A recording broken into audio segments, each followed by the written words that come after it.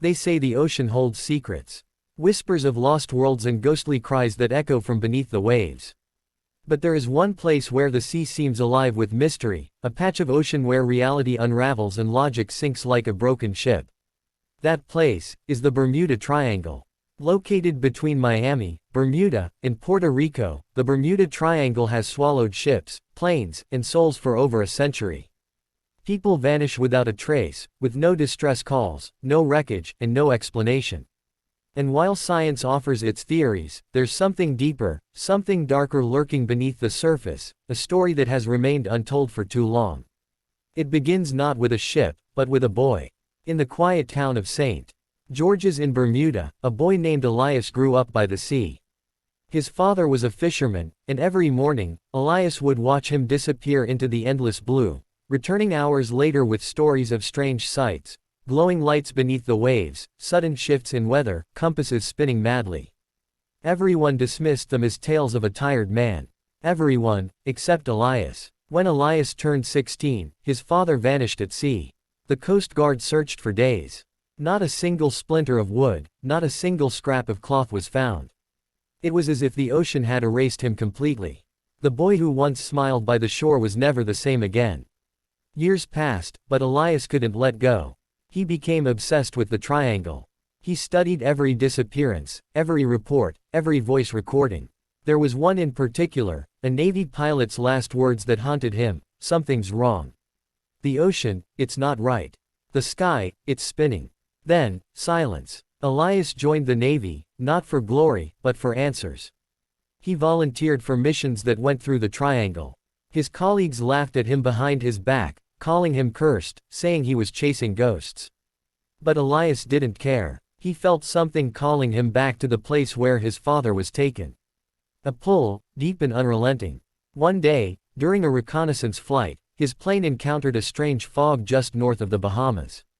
All instruments failed. Radios went dead. It was as if the plane had entered another world. The clouds around them shimmered unnaturally. And then, it was gone. No one heard from Elias again. No radar picked up his flight. No distress signal. The Bermuda Triangle had claimed another soul.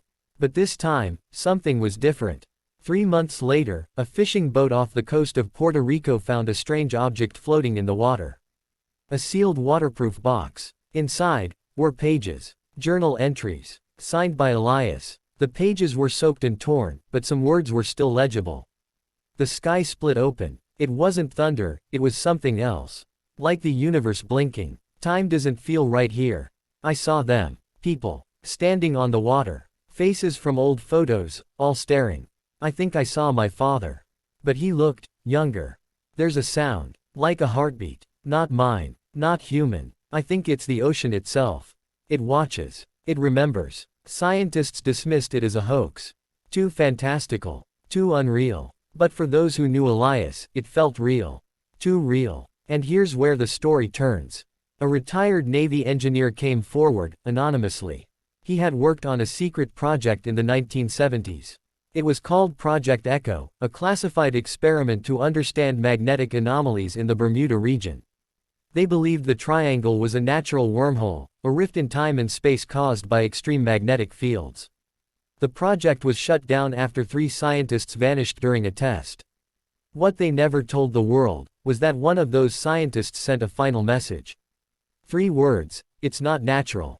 The engineer said the ocean floor in the triangle is different. Beneath the surface, there are ruins, ancient structures not made by any known civilization. Structures that pulse with energy, even today. Some believe it's what's left of Atlantis. Others think it's older, built by something not from this world. Could these ruins be the source of the triangle's power? Many survivors of triangle incidents describe similar things. Lost time, electrical failures, feeling watched, seeing strange lights or hearing whispers. One pilot claimed he flew for 30 minutes through a white tunnel in the sky, and landed hours before he was supposed to. Even animals act strangely in the triangle.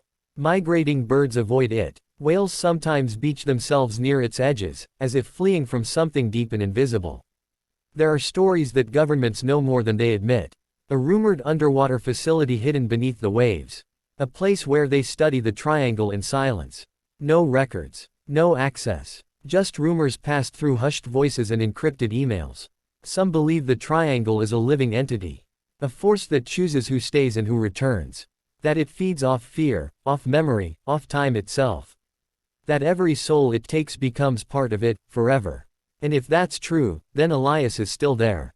Watching. Waiting. Writing his story in the silence of the deep. People continue to vanish. Boats leave port and never come back. Planes take off and fade from radar like ghosts. And for every lost soul, the triangle grows, not just in mystery, but in memory. There's something beautiful and terrifying about that stretch of ocean. It reflects our fear of the unknown. Our need to explain what we can't control. Some chase storms. Others chase legends. But the Bermuda Triangle, it doesn't chase.